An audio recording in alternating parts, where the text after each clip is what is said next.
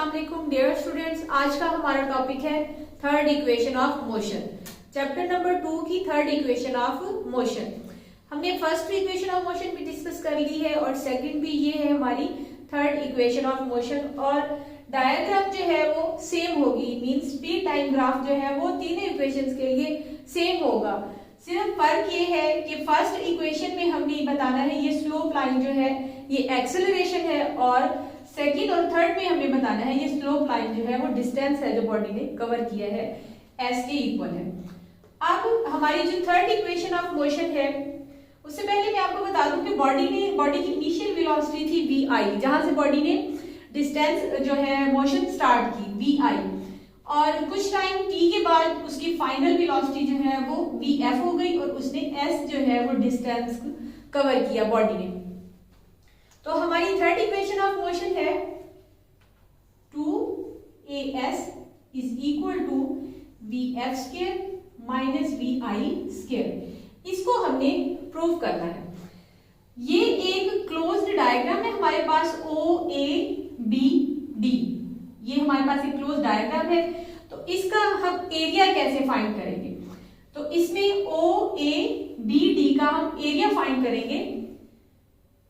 O area of O A B D का, तो ये टोटल जो है वो एस के इक्वल है। Area of A O B D equal to S.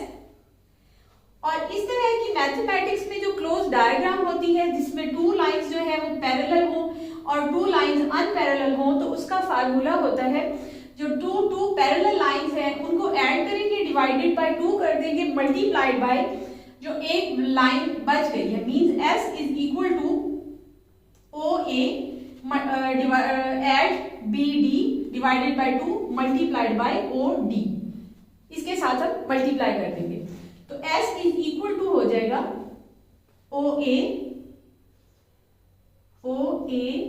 Plus B D divided by 2 multiplied by ये एक साइड जो बच गई है S तो हमने लिख लिया, S इज इक्वल टू ये इसका टोटल एरिया आ जाएगा is equal to O D. अब हम इनकी वैल्यूज पुट कर देंगे। तो ये S इज इक्वल, क्योंकि ये S के बराबर है इसलिए S is equal to O A बराबर है वी आई के, वैल्यूज को पुट करेंगे।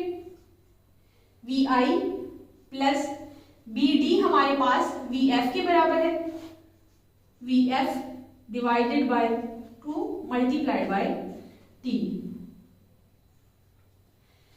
अब यहां पे हम t की वैल्यू को पुट करेंगे। t की वैल्यू हम फर्स्ट इक्वेशन ऑफ मोशन से भी ले सकते हैं या फिर एक्सेलरेशन वाले फार्मूला से भी ले सकते हैं। तो हमारे पास एक्सेलरेशन का क्या फार्मूला होता है कि acceleration is equal to final velocity minus by initial velocity over T time. अगर हम टाइम को इस साइड पे ले जाएं तो ये हमारे पास t की वैल्यू निकल आएगी कि t is equal to V F minus V I over A. ये वैल्यू हम इस इक्वेशन में पुट कर देंगे।